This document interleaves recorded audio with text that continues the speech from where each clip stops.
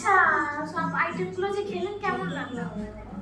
দারুণ হয়েছিল, ভালো লেগেছে। আপনাদের চিকেন পপকর্নটা বেশ অনেস্টলি আমার খুব ভালো লেগেছে। লাইক নো জোক, আমি এরকম পপকর্ন খাইনি আর টেস্টটা পুরো অন্যরকম ছিল, আমার খুব ভালো লেগেছে। হ্যালো, ঋতুকথায় স্বাগত। আজকে চলে এসেছি আবার একটা মিনি ব্লগ নিয়ে।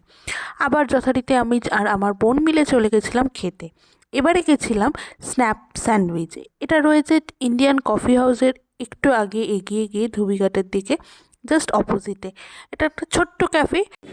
হ্যালো, আজকে চলে এসেছি প্রি ক্রিসমাস সেলিব্রেশনে। আমরা দুজন আবার বেরিয়ে পড়েছি। একে দেখতে হচ্ছে আগে অলরেডি।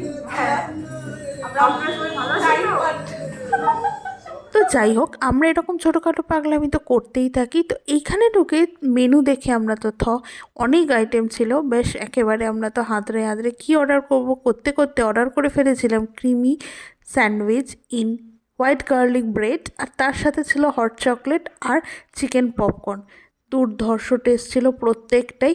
আর এখানে স্টাফিংও যথেষ্ট দেওয়া হয়েছিল, পকেট ফ্রেন্ডলি তো বলা যাবে, কারণ একদম মিনিমাম প্রাইসে এগুলো পাওয়া যাচ্ছিল। দারুণ লেগেছে। পকেট ফ্রেন্ডলি একটা ছোট্ট আউটিং করতে চাইলে আসতেই পারো এখানে। আর হট চকলেটের টেস্টও খুব ভালো ছিল। সব থেকে ভালো লেগেছিল চিকেন পপকর্ন। আমার বন্ধু সেটা খেয়ে প্রায় একেবারে হাতে স্বর্গ পাওয়ার মতো অবস্থা। তো এবারে ননস্টপ ও রিভিউ দিতেও শুরু করে দিয়েছে। তো শুনে নাও ও কি বলতে চায়। নর্মাল চিকেন পপকর্নের মতো নয়, just too good, too good. মানে কি বলবো, একটা ক্রিমি সসি ব্যাপার মতন কাইন্ড অফ আসছে। সসি বা ক্রিমি নয় কিন্তু, বাট খেতে দারুণ। অনেক একটা আলাদা জুসি ফ্লেভার, একটা আলাদা মশলার টেক্সচারটা আমার আই থিঙ্ক আলাদা। বেশ ভালো খেতে অ্যাকচুয়ালি, আপনারা ট্রাই করবেন নিশ্চয়ই। পুরো জুসি অ্যান্ড টেন্ডার। তো এই ছোট্ট ক্যাফেটা আমাদের যথেষ্ট ভালো লেগেছিল।